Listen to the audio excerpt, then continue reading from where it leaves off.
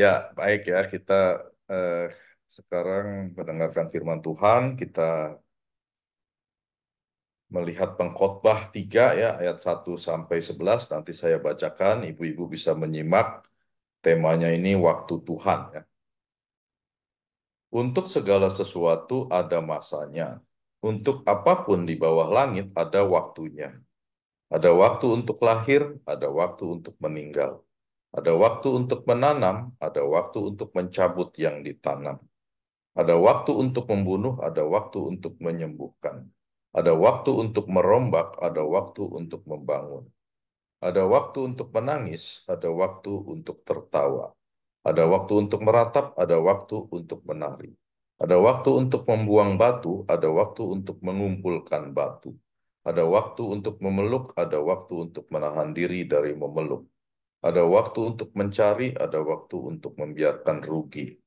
Ada waktu untuk menyimpan, ada waktu untuk membuang. Ada waktu untuk merobek, ada waktu untuk menjahit. Ada waktu untuk berdiam diri, ada waktu untuk berbicara. Ada waktu untuk mengasihi, ada waktu untuk membenci. Ada waktu untuk perang, ada waktu untuk damai. Apakah untung pekerja dari yang dikerjakannya dengan berjerih payah?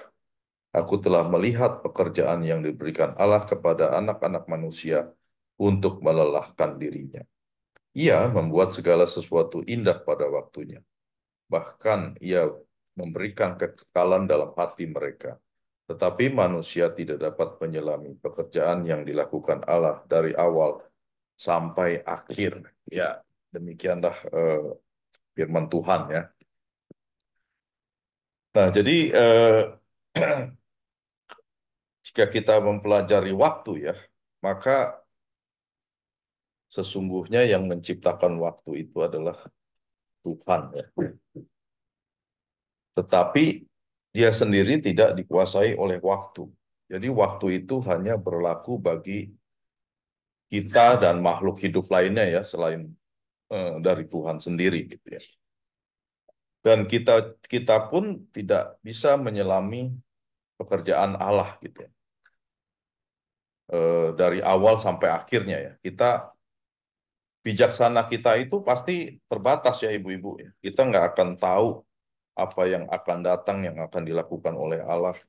Bahkan apa maknanya itu sejauh Allah sendiri itu menyingkapkannya, maka kita tidak dapat tahu gitu. Makanya nabi-nabi itu kalau bernubuat itu dia diberitahu dulu gitu bahwa nanti akan terjadi sesuatu apa. Nah, itu nabi-nabi diberitahukan misalnya Ahab gitu ya, kamu nanti akan terkutuk karena kamu menyembah Raja Ahab ya. Kamu dan keturunanmu akan dibinasakan. Itu Nabi Elia bisa mengatakan itu karena dia disingkapkan oleh Tuhan. Nah, jadi Tuhanlah yang menciptakan waktu ya, dan dia tidak dikuasai oleh waktu. Lalu kalau eh, ada orang menghitung-hitung waktu Tuhan ya, misalnya 1 hari itu sama dengan 1.000 hari kalau menurut Tuhan, atau 1.000 hari itu sama aja 1 hari bagi Tuhan. Itu hanya apa simbol atau kiasan ya gitu, bahwa jangan kita hitung-hitung gitu. Oh, kalau 1 hari ini waktu Tuhan berarti 1.000 hari kita hitung-hitung gitu. Nah, itu salah gitu ya. Jadi itu hanya mau memberi makna bahwa mengenai waktu kita dengan Tuhan itu berbeda gitu ya. Dia sama sekali tidak tidak berwaktu ya. Tidak seperti kita gitu. Ada masa lalu, masa kini, masa masa depan gitu ya. Bagi Tuhan ya dia eksistensinya itu ya dahulu, dari dahulu sampai sekarang ya sama saja gitu ya. Tidak tidak dikurung dia dengan waktu. Nah, itu pemahaman waktu ya. Nah, dari pengkhotbah ini kita bisa membaca ya atau menyimak ya apa yang kita kita baca, yang saya baca tadi ya. Jadi kalau kita lihat ini, saya membagi eh, dari pengkhotbah ini, saya melihat itu ada peristiwa, ada kegiatan ya, kerja atau usaha, ada juga menyangkut perasaan, ada menyangkut kondisi dan keadaan gitu ya. Jadi kalau menyangkut peristiwa itu ada lahir, ada mati gitu ya. Tapi saya di sini menambahkan ya, mungkin dalam masa-masa kita ini ada lagi kecil, ada lagi besar, ada lagi muda, ada lagi tua. Mungkin anak sekarang ulang tahun, ada sweet 17, ada kelulusan ya, ada meninggal dan seterusnya. Nah, di kegiatan atau kerja atau usaha itu dikatakan ada menanam, waktu menanam, ada waktu mencabut, ada waktu untung, ada waktu rugi ya. Ini ngomong untung rugi gitu ya. Karena berhubungan dengan usaha gitu ya. Tapi juga dikatakan ada perasaan gitu ya. Ada menangis, tertawa, ada waktu meluk atau ada waktu tidak memeluk, ada bisa membenci, mengasihi, bisa meratap, bisa menari ya. Ya ini hubungannya senang dan susah gitu ya. Lalu ada juga yang berhubungan dengan kondisi ya atau keadaan. Ada waktu peperangan, ada waktu damai. Ya mungkin kalau kita tarik masa-masa kini ya mungkin kalau di Gaza ya lagi perang gitu ya. Tapi kalau kita yang tidak perang ya mungkin situasi politik gitu ya. Pernah tahun 98 ada kerusuhan. Nah, itu waktu-waktu yang di luar kontrol kita. Nah, waktu-waktu ini itu adalah waktu yang berjalan gitu ya. Berjalan terus yang tidak bisa kita ulang lagi ya.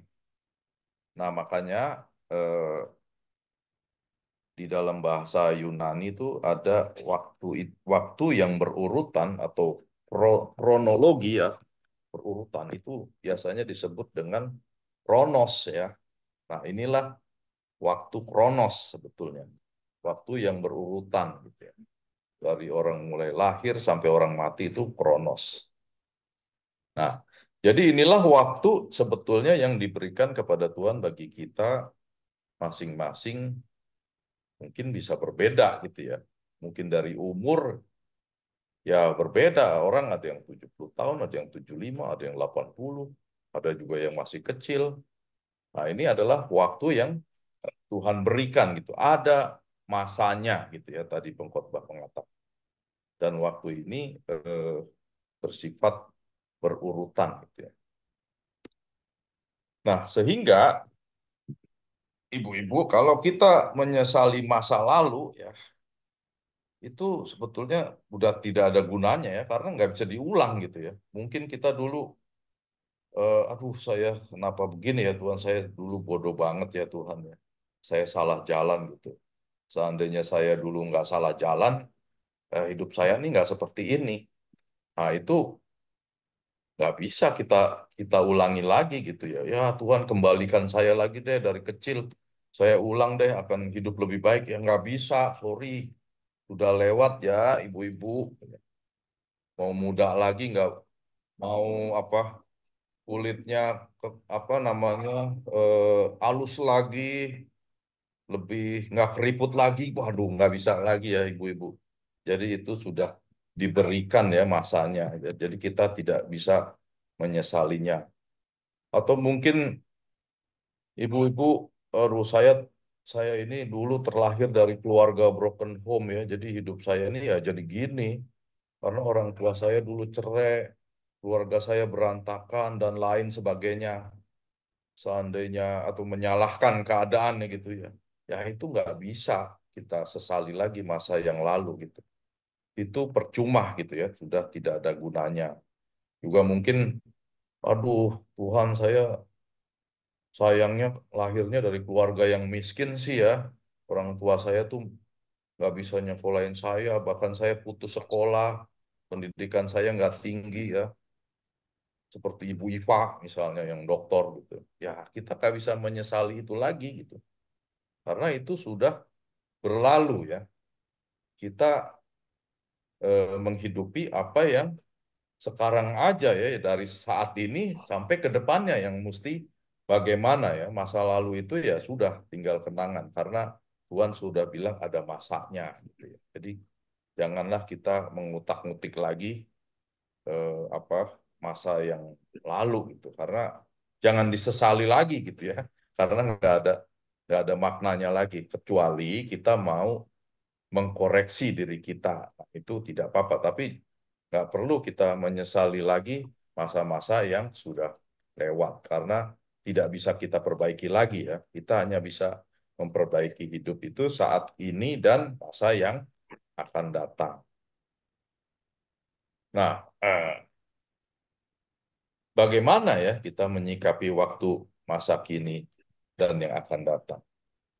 Nah, tadi kita bicara waktu itu adalah waktu yang bersifat kronos ya, yang ada masanya dari mungkin lahir sampai mati gitulah, itu kronos. Tapi ada juga waktu ya yang disebut kairos ya gitu. Kairos itu berbicara tentang waktu yang berhubungannya dengan kesempatan ya, yang berhubungan dengan momen. Nah, oleh karena itu apa kronos ya atau waktu yang berurutan itu bisa saja berjalan tanpa arti ya. Tetapi kalau kita mengambil suatu kesempatan di dalam waktu yang berurutan yang kronos tadi, itu kita bisa menambahkan suatu maknanya ya. Bagaimana kita menambahkan maknanya? Misalnya pada waktu kita lahir, atau anak kita lahir, atau cucu kita lahir, itu adalah waktu kronos. Semua orang memang berbahagia ya waktu ada kelahiran. Nggak Kristen pun bahagia nggak? Bahagia kan kalau ada anak lahir, cucu lahir. Tetapi bahagia itu adalah bahagia umum. Bagaimana kita mengambil kesempatan momen saat ada kelahiran ini menjadi menjadi yang bermakna sukacitanya. Maka kita melibatkan Tuhan. Apa yang bisa kita libatkan dengan Tuhan? Kita membuat suatu ucapan syukur kepada Tuhan atas kelahiran anak atau kelahiran cucu. Kita membuat suatu memaknai bahwa anak ini adalah lahir dari Tuhan oleh karena kemurahan Tuhan, dan kita siap mau membesarkan anak ini supaya anak ini bisa menjadi anak nanti yang berkenan kepada Tuhan. Kita mengambil ya kairos itu di dalam kronos. Jadi itu contoh gitu ya. Saat kematian ya, mungkin orang juga bersedih gitu ya. Bersedih tanpa tanpa harapan gitu ya. Nah, kalau kita melibatkan Tuhan ya, oh tetap bersedih boleh tetap gitu ya. Tetapi bersedih yang melibatkan Tuhan di dalamnya, sehingga kesedihan kita tetap memiliki makna dan memiliki harapan di dalam Tuhan. Nah, itulah yang disebut eh, waktu kairos ya. Jadi ingat ibu-ibu, ada kronos, ada kairos ya waktu itu. Kronos itu yang bersifat ada masanya, tapi kalau kairos itu yang bersifat ada kesempatan ya di dalam kronos itu supaya kita mengambil kesempatan yang baik ya di setiap situasi yang terjadi di dalam waktu kronos itu. Nah, bagaimana ya kita membuat waktu indah, kita membuat waktu indah pada waktunya ya. Tadi lagu itu kan eh, lagunya gitu ya. Kita sering nyanyikan waktu Tuhan adalah yang terbaik ya. Ya, tetapi bukan soal lagunya nih sekarang. Bagaimana kita bisa mengatakan memang waktu waktu itu adalah yang terbaik gitu. Waktu itu benar-benar indah gitu. Waktu Tuhan ya bagi kita. Nah, tidak setiap orang bisa ya cuman berkata-kata waktu waktu yang waktu Tuhan membuat waktu indah pada waktunya. Ya itu kan hanya omongan kita ya. Benar nggak sih sebetulnya Tuhan membuat waktu bagi kita itu indah gitu. Nah, kalau kita eh, apa melihat kejadian bukan kejadian histori ya raja-raja di Israel. Ya, kebetulan saya sedang membaca raja-raja gitu ya. Ahab ini adalah raja yang paling eh, apa ya, memberi atau memberi peluang kepada apa, kepada penyembahan berhala oleh karena dia menikah dengan Isabel ya. Sehingga dia juga membuat peluang bagi orang Israel itu untuk menyembah berhala sehingga penyembahan kepada Tuhan itu tidak ada gitu. Kemudian dia akan dibasmi Tuhan dan keturunannya, dan setelah masa Nabi Elisa benar dia dihabisi oleh Yehu keluarganya. Nah, bagaimana kita bisa melihat suatu keindahan waktu Tuhan di situasi yang begini gitu? Apa yang indah, orang dibantai, habis keturunannya.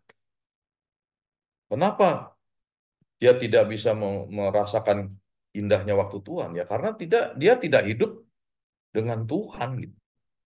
Jadi kalau kita ingin eh, mengatakan bahwa waktu Tuhan adalah indah pada waktunya, ya hidup kita gimana gitu ya? Kalau hidup kita jauh dari Tuhan, nggak ada indahnya gitu ya. Susah, susah ya, susah bener, seneng ya nggak ada artinya gitu.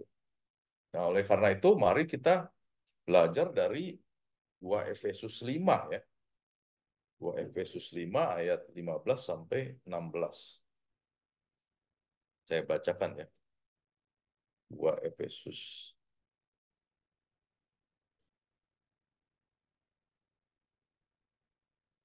Sorry nih. Efesus nggak ada duanya ya.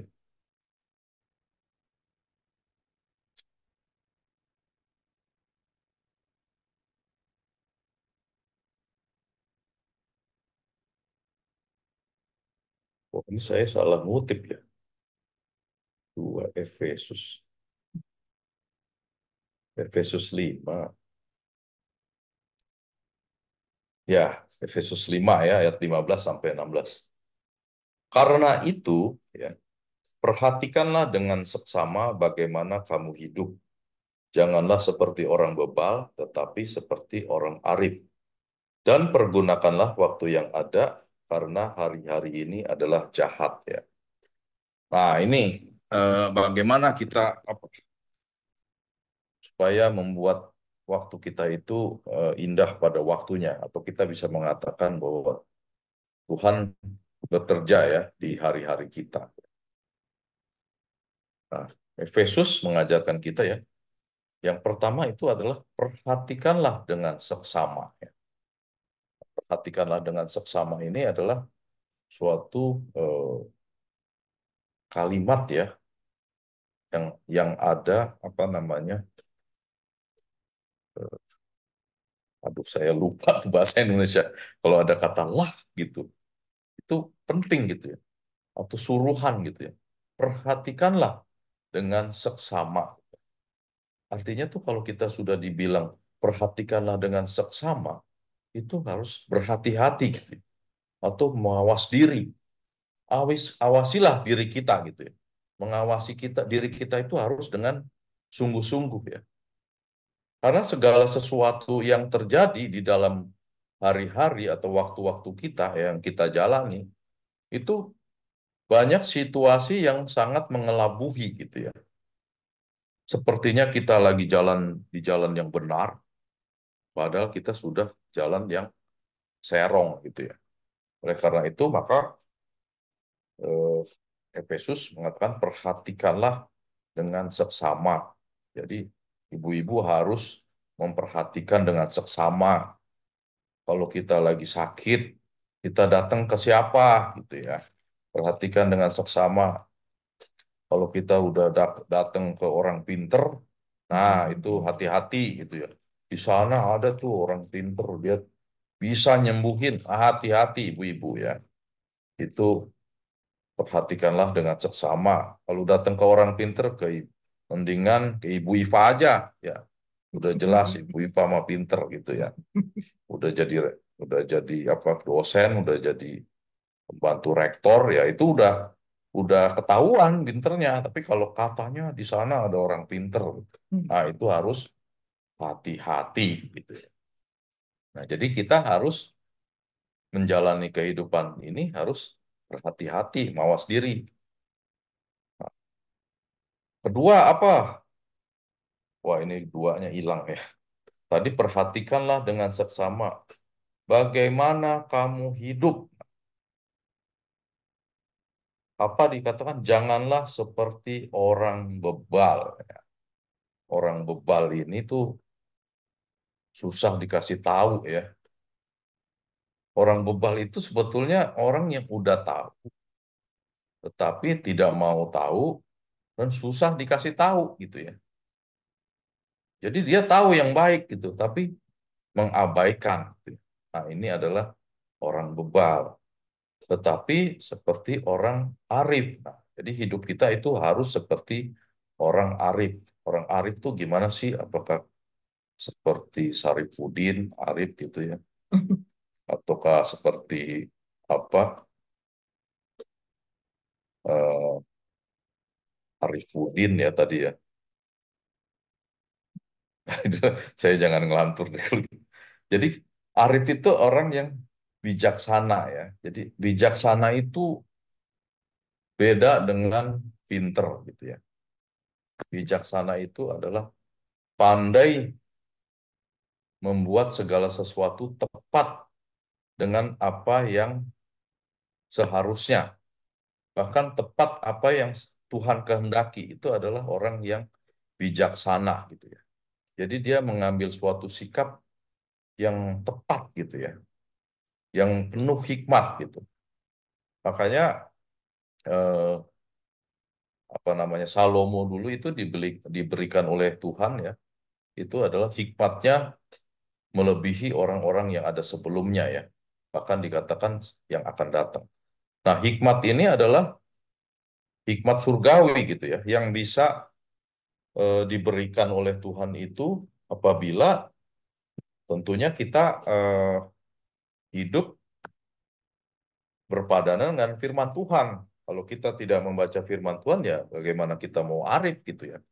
Karena arif itu atau bijaksana itu diberikan oleh Tuhan itu diletakkan oleh karena kita sering mendengarkan firman Tuhan sehingga kita menuruti apa yang Tuhan inginkan. Nah, ketika kita menuruti apa yang Tuhan inginkan, disitulah kita bisa membuat menjadi orang yang bijaksana gitu ya. Nah, itulah apa pelajaran yang kedua ya, bagaimana kita bisa membuat waktu kita itu indah pada waktunya. Nah, yang ketiga itu adalah pergunakanlah waktu yang ada. Jadi artinya waktu yang ada ini ambillah kesempatannya gitu ya. Ini berbicara tentang waktu yang kairos gitu. Jadi pergunakanlah waktu yang ada ya. Jadi supaya apa waktu kita yang ada ini ada maknanya gitu, ada artinya gitu. Jadi kita harus mengambil kesempatan itu karena kalau kita tidak mengambil kesempatan itu ya, nanti yang mengambil itu adalah si jahat gitu. Kita itu sebetulnya tidak bisa abu-abu ya hidup kita itu. Hanya adanya hitam dan putih ya ibu-ibu. Hitam dan putih. Kalau kita putih, hitam nggak bisa masuk gitu. Tapi kalau kita tidak putih, hitam yang masuk gitu. Nah itulah yang terjadi dalam kehidupan kita.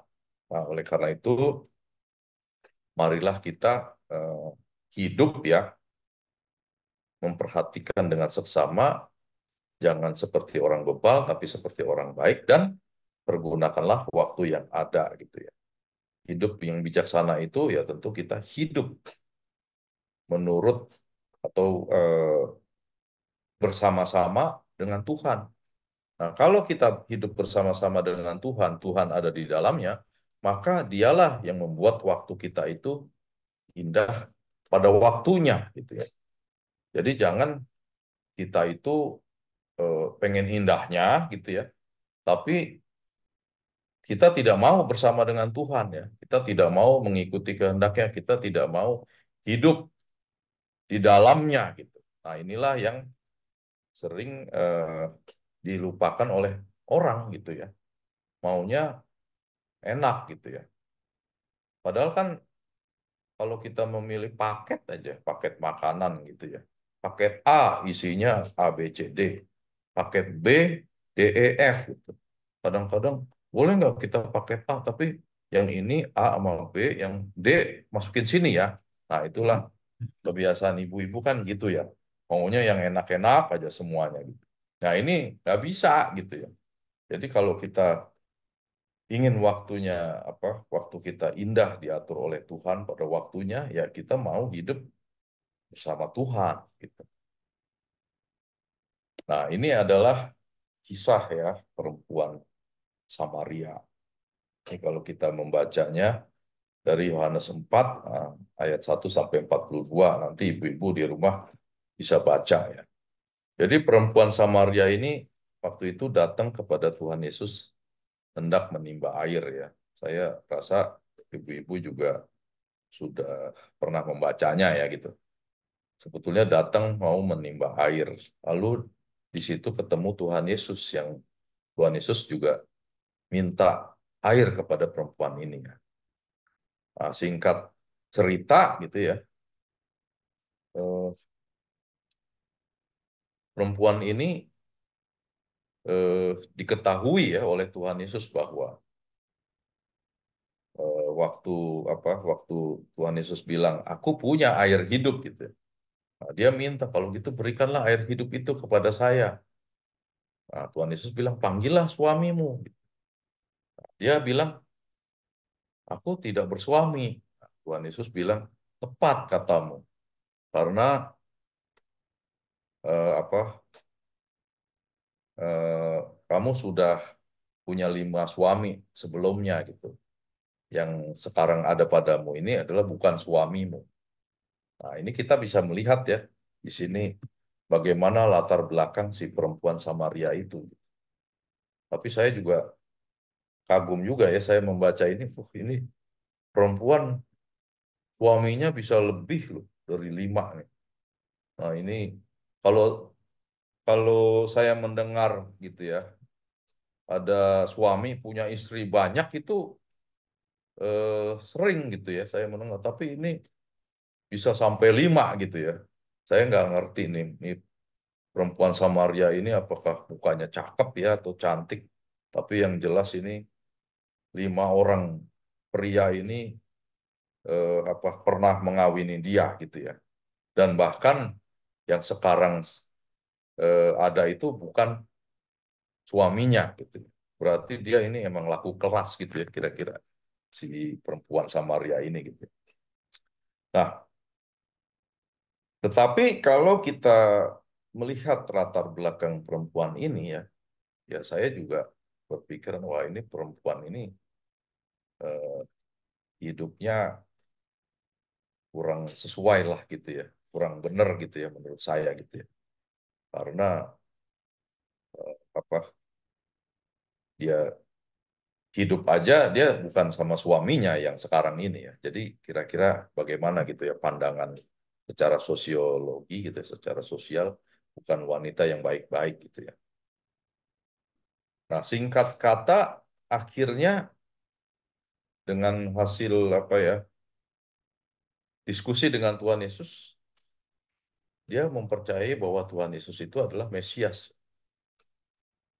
Nah, ketika dia mempercayai hal itu, dia itu bersuka cita dan pergi ke kota dan dia memberitakan bahwa dia sudah ketemu ya oleh Mesias Yesus Kristus itu.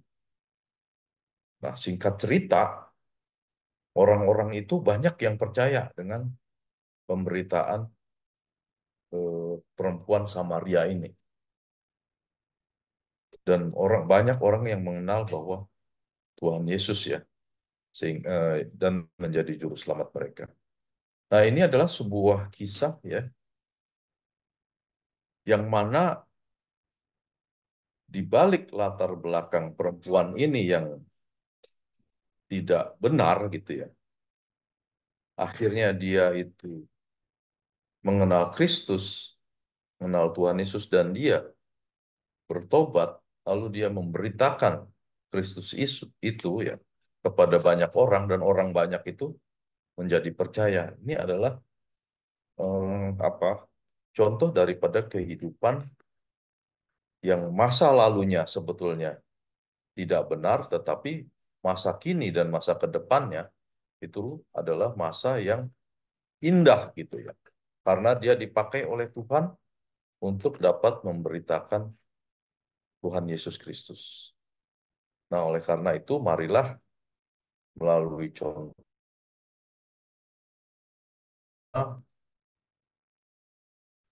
bagaimana kita membuat segala sesuatu indah pada waktunya itu dengan kita bertemu Kristus, kita menghidupi bersama-sama dengan Kristus, dan kita menghidupi kehendak Kristus itu.